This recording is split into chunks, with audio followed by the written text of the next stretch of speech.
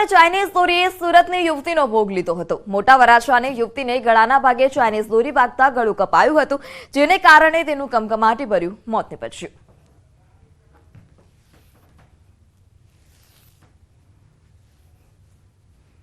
ચોક પરથી ચીમાડા નાકા તરફ આવી રહી હતી તો નાના વરસા ઢાળ ઓવરબ્રિજ ઉપર અચાનક સીધી દોરી ગળામાં બેસી ગઈ। 70% ગળું નૈયા કપાઈ ગયું અને ઘટના સ્થળે ખલાસ થઈ ઓફ થઈ ગઈ।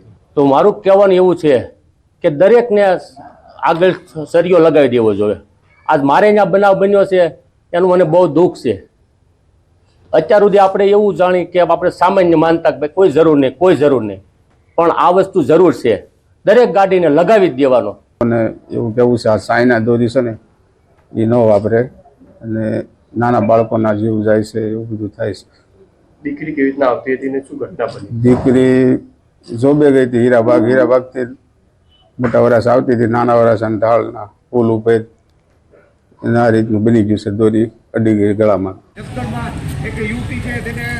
તો આ બે ઘટના સામે આવી છે કે જ્યાં ચાઇનીઝ દોરીને કારણે લોકોને હાલાકી ભોગવવી પડી હોય। એક ઘટના રાજકોટની કે જ્યાં બાઇક પર યુવક સવાર હતો, તે જ દરમિયાન યુવકને ગળાના ભાગે ચાઇનીઝ દોરી વાગી હતી। ત્યારે બીજી ઘટના સુરતની કે જ્યાં યુવતીનું દોરી વાગવાથી મોત નીપજ્યું છે। યુવતી રસ્તા પરથી પસાર થઈ રહી હતી, તે જ દરમિયાન તેને ગળાના ભાગે ચાઇનીઝ દોરી વાગતા યુવતીનું મોત નીપજ્યું।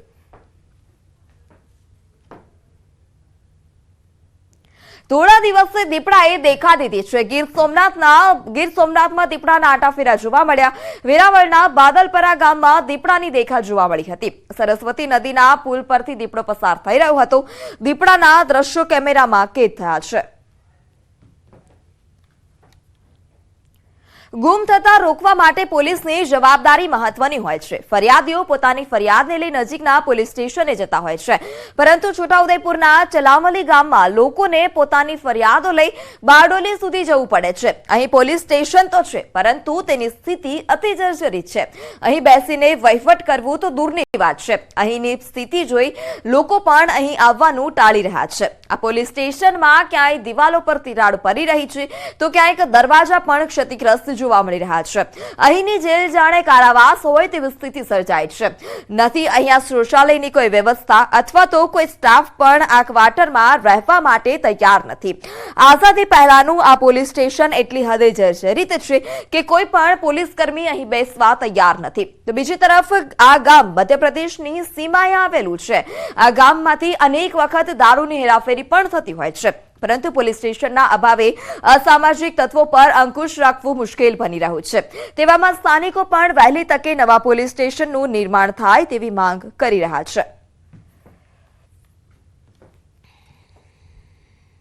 વાત કરેલી છે અને ત્યારબાદ હાલમાં મુખ્યમંત્રી શ્રી છોટાઉદેપુર ખાતે આવેલા તે વખતે પણ લેખિતમાં રજૂઆત આપેલી અને પોલીસ સ્ટેશન બને એટલી વહેલી તકે અમે બાંધકામ કરી આપીશું એવું અમને આશ્વાસન આપેલું છે। બોરડે જવું પડે છે, આપણે કંઈક પણ પ્રશ્ન હોય ગમે તેનો તો બોરડે જવું પડે છે। સારી સુવિધા પ્રાપ્ત કરવામાં આવે અને સ્ટાફ રહી શકે તેવા ક્વાર્ટરો પણ બનાવવામાં આવે। એમપીની બોર્ડર પણ લાગે છે, જેના કારણે અસામાજિક તત્વો અહીંયાથી અવારનવાર પસાર થતા હોય છે। તો અમારી માંગણી છે કે જો પોલીસ સ્ટેશન બનાવવામાં આવે તો આ બધા અસામાજિક તત્વો ઉપર પોલીસ કંટ્રોલ કરી શકે। સમાચારમાં આગળ વાત કરી રાજકોટની, તો રાજકોટમાં મામલતદારે અમૂલ ઇન્ડસ્ટ્રીઝ સીલ કરી છે। 500 થી વધુ કર્મચારીઓને પગાર બાકી હોવાથી આદેશ કરવામાં આવ્યો હતો। 1 કરોડથી વધુની પગારની ચૂકવણી કરવાની બાકી છે, જ્યારે લેબારકોટ મિલકત સીલ કરવાનો હુકમ આપ્યો હતો। કર્મચારીના પીએફ અને મેડિકલના રૂપિયા પણ નથી ભરાયા। આગામી સમયમાં મિલકતની હરાજી કરવામાં આવે તેવી પણ સંભાવના છે।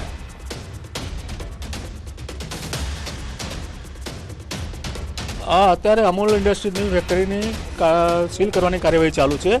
અમૂલ ઇન્ડસ્ટ્રીઝમાં આશરે 401 કામદારોના પગાર બાકી હતા અને જે ચૂકવી નહીં શકતા મજૂરો જે છે કામદારો એ લેબર કોર્ટમાં ગયા હતા। લેબર કોર્ટ નામદાર કોર્ટે હુકમ કર્યો છે એમને વેતન ચૂકવવાનો, એની મિલકત જે કંઈ હોય એ જપ્ત કરીને પણ એના નાણાં ચૂકવવા એ રીતનો હુકમ કરતા કલેક્ટર સાહેબે આરઆરસી ઇસ્યુ કરેલા છે અને આરઆરસી ઇસ્યુથી અમે એને મુદત પણ આપી, ભાઈ આ લોકોને ચૂકવ પણ ના ચૂકવ્યા એટલે પછી અમે અત્યારે જપ્ત કરવા માટે સીલ મારવા કાર્યવાહી કરી લીધી છે।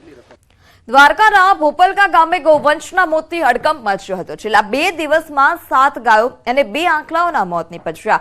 ઘટનાની ગંભીરતા લઈ અને તંત્ર પણ દોડતું થયું છે. જિલ્લા પશુપાલન વિભાગની ટીમ તેમજ તબીબોની ટીમ ભોપલકા ગામે દોડી આવી હતી. પશુઓના મોતનો મામલો પ્રાથમિક તારણમાં ઝેરી પદાર્થ ખાઈ જતા ગૌવંશના મોતનું અનુમાન છે. કુલ 5 થી વધુ પશુઓના મોતથી ગામમાં ગૌભક્તોમાં દુઃખની લાગણી જોવા મળી.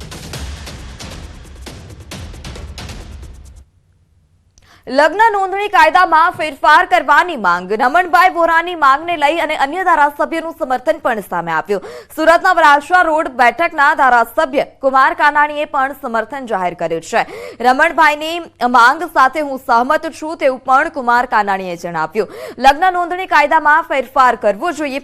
લગ્ન કરનાર દીકરી અને તેના પરિવારજનો સાથે થતી છેતરપિંડી અટકાવવાના હેતુથી ઈડરના ધારાસભ્ય રમણભાઈ વોરાએ અગાઉ મુખ્યમંત્રીને પત્ર લખ્યો હતો, જેમાં લગ્નના કાયદામાં ફેરફારની માંગ કરવામાં આવી હતી. રમણભાઈએ માંગ કરી હતી કે લગ્ન નોંધણીમાં પિતાની સહી ફરજિયાત કરવામાં આવે. આ માંગને ધારાસભ્ય કુમાર કાનાણીએ પણ ટેકો આપ્યો છે અને ગુજરાત લગ્ન નોંધણી અધિનિયમ 2006 કાયદામાં કેટલાક સંબંધિત સુધારાઓ લાવવાની પણ માંગ કરાઈ. મા બાપની સંમતિ ફરજિયાત કરવાની જે માગણી કરી છે એ ખૂબ જ વ્યાજબી માગણી છે અને સમયની માંગ છે. તો આ માટે ખૂબ જ જરૂરી છે કાયદામાં ફેરફાર કરવો. રમણભાઈ વોરા સાહેબે જે માગણી કરી છે એ વાત સાથે હું બિલકુલ સહમત છું અને સરકારે આમાં ગંભીરતાપૂર્વક આગળ વધીને લગ્ન નોંધણી માટેના કાયદાઓમાં ફેરફાર કરે એવી જે માગણી કરી છે એ સાથે હું સહમત છું અને હું એમને સમર્થન આપું છું. સમાચારમાં આગળ વાત કરીએ વડોદરાની, તો વડોદરાની એમએસયુ ફરી વિવાદમાં આવી છે. એમએસયુના પ્રોફેસર સમીર શાહ વિવાદમાં આવ્યા. એબીવીપીના આવેદનથી પોસ્ટ સોશિયલ મીડિયામાં શેર કરવામાં આવી હોય તેવો આક્ષેપ છે. વિદ્યાર્થીઓના ગ્રુપમાં પોસ્ટ શેર કર્યાનો આક્ષેપ છે. એનએસયુએ પોલિટેકનિક કોલેજ ખાતે દેખાવ પણ કર્યો હતો. રાષ્ટ્રીય સંગઠન એબીવીપીના જે વિદ્યાર્થી નેતાઓ હતા તેમનો જે સિમ્બોલ હતો, તેમની જે ઓળખ હતી, તેના સાથેના ફોટોગ્રાફ્સ ટીવાય મેકેનિકલના ગ્રુપમાં તેમણે શેર કર્યા છે. એઝ અ પ્રોફેસર કોઈ બી આવી પોલિટિકલ એક્ટિવિટી ના થવી જોઈએ તે તેમને નીતિ નિયમનું ભાન હોવું જોઈએ. અગાઉ પણ આ જ પ્રોફેસર આવી બધી વાતોમાં વિદ્યાર્થીઓ સાથે પાર્શિયાલિટીની વાત હોય ત્યારે આ સરનું નામ આગળ આવતું રહ્યું છે. આજે એનએસયુએ દ્વારા ઉગ્ર આંદોલન કરીને ડીન સરને અમને આવેદન આપવામાં આવ્યા છે કે જે બી આવા પ્રોફેસરો છે, જે બી આવી એક્ટિવિટી કરી રહ્યા છે અને જે બી કોઈ સંગઠન માટે પોલિટિકલ એજન્ટ તરીકે જે કામ કરી રહ્યા તેમને તાત્કાલિક ધોરણે સસ્પેન્ડ કરવામાં આવે. અને જે ડીડીસી નો સિલેબસ આવ્યો એ પ્રમાણે ફિઝિક્સ, કેમેસ્ટ્રી, મેથ્સ હતું એટલે મેં કહ્યું કે ભાઈ એ તૈયાર કરજો. પછી 2 દિવસ પહેલા આવો કોઈ મેસેજ આવ્યો, મને તો ખ્યાલ નહીં આ એબીવીપી છે તે શું છે, તો મેં જસ્ટ છોકરાઓને કર્યું. એ કોઈ ઓફિશિયલ ગ્રુપ નતું, ટીવાય મિકેનિકલનું હતું. છોકરાઓએ મને એડ કર્યો હતો એટલે મેં જસ્ટ શેર કર્યું કે ભાઈ ફાઇનલ યરના સબ્જેક્ટ પણ પૂછાઈ શકે તો તૈયારી કરજો. એટલે મેં જસ્ટ છોકરાઓને શેર કર્યું. મારા ધ્યાનમાં આવ્યું એબીવીપી છે એવું મેં મેસેજ ડિલીટ બી કરી દીધો અને મેં ચોખવટ બી કરી કે ભાઈ ફોરવર્ડેડ એઝ રિસીવ. રાજકોટમાં વિવેકાનંદ જયંતિ નિમિત્તે શહેર ભાજપની મહિલાઓએ વોકેથોનનું આયોજન કર્યું છે. વોકેથોનમાં 2000 થી પણ વધુ શાળા અને કોલેજમાં અભ્યાસ કરતી મહિલાઓ જોડાઈ. ધારાસભ્ય દર્શિતા શાહ અને મેયર સહિતના મહિલા હોદ્દેદારો પણ જોડાયા હતા. રાજકોટ બહુમાળી ભવનથી યાજ્ઞિક રોડ પર આવેલી વિવેકાનંદની પ્રતિમા સુધી રૂટ રાખવામાં આવ્યો હતો. રાજકોટની તમામ યુનિવર્સિટી, કોલેજ, હાયર સેકન્ડરીની દીકરીઓ, તમામ લોકો આજના મિશનમાં જોડાયા છે.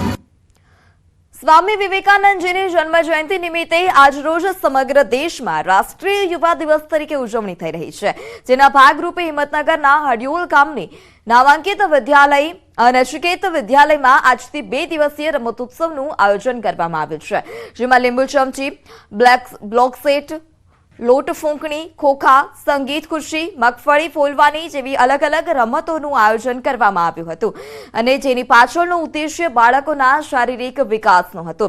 બાળકોમાં ટીમ પ્લેયર તરીકે બાળક ઉભરી આવે તે પણ ઉદ્દેશ્યથી આ પ્રકારે આયોજન કરાયું હતું. આ ગેમ્સથી બાળકોમાં પણ ખુશી જોવા મળી. જૂની જે આપણી ભૂલાઈ ગયેલી રમતો છે, જેવી કે લીંબુ ચમચી, લોટ ફૂંકણી, ફુગ્ગા ફોડ, આવી નાની નાની રમતો પણ તેની અંદર બાળકોનું શારીરિક કસરત થઈ શકે એ રીતની રમતોનું આયોજન આજથી લઈ અને 2 દિવસ માટે અમે કરેલું છે. અહીંયા હું આજે શ્રી સ્વામી વિવેકાનંદની જન્મજયંતિ દિવસે અમારા સ્કૂલની અંદર 2 દિવસનું આયોજન રાખેલું છે. 12 જાન્યુઆરી, 13 જાન્યુઆરી 2024નું અને સ્પોર્ટ ડેનું આયોજન કરેલું છે. તો દરેક બાળકને એ સૂચના કે પોતે ઘરની અંદર મોબાઈલ લઈને બેસી ન રહેવું જોઈએ, ફરિયામાં શેરીમાં 10-12 મિત્રો સાથે રહી અને સરસ મજાની ગેમો રમવી જોઈએ, જેથી બ્રેન અને શારીરિક હાથ પગનો વિકાસ થાય. અત્યાર સુધી અમે લેપટોપમાં તથા મોબાઈલમાં ગેમો રમતા હતા, પણ આજે અમારા સ્કૂલમાં સ્પોર્ટ ડેનું આયોજન કરવામાં આવ્યું. આજે અમે લોટ ફૂંકણી, બ્લોક વોક જેવી રમતો રમ્યા. આ રમતો રમવામાં અમને ખરેખર મજા આવી. આજે અમને ફ્રેન્ડ્સ સાથે રમવાની પણ ખરેખર મજા આવી. તો સ્વામી વિવેકાનંદની જન્મજયંતિ નિમિત્તે રાષ્ટ્રીય યુવા દિવસ તરીકે ઉજવવામાં આવે છે, જેના ભાગરૂપે આજે અમદાવાદની ગોતા હાઉસિંગ પ્રાથમિક શાળામાં રમતોત્સવનું આયોજન કરાયું હતું, જેમાં કબડ્ડી, ચેસ, યોગા, સૂર્ય નમસ્કાર, સંગીત ખુરશી, લીંબુ ચમચી જેવી અલગ અલગ રમતો બાળકોને રમાડવામાં આવી. આ રમતોત્સવમાં 151 જેટલા વિદ્યાર્થીઓએ ભાગ લીધો હતો. આ કાર્યક્રમ પાછળનો ઉદ્દેશ્ય બાળકો વિસરાતી જતી રમતોને જાણે અને શારીરિક વિકાસ થાય તે હતો. આ રમતોત્સવનો હેતુ બાળકોનો શારીરિક અને માનસિક વિકાસ થાય, તેમજ વિસરાતી જતી રમતો કે જેનાથી બાળકો વિસરાતા જાય છે, રમતો ભૂલતા જાય છે, એ રમતો વિશે જાણે અને તેના કૌશલ્ય કેળવો તેવો રહેલો છે. ધાનેરામાં લીલા લાકડાનો કારોબાર બેફામ જોવા મળી રહ્યો છે. મામલતદારે કરી લીલા લાકડા ભરેલા 2 ટ્રેક્ટર ઝડપી પાડ્યા છે. ધાનેરાની શોમિલમાં રાત્રે આવે છે લીલા લાકડા ભરેલ ટ્રેક્ટર. ફોરેસ્ટ વિભાગના આશીર્વાદથી ચાલી રહ્યો છે લીલા લાકડાનો કાળો કારોબાર. એક વૃક્ષ વાવવાની ઝુંબેશ તો બીજી બાજુ વૃક્ષ છેતરનો પેપલો સામે આવ્યો. ધાનેરામાં શોમિલના માલિક બેફામ બનતા વૃક્ષ છેતન ખુલ્લેઆમ.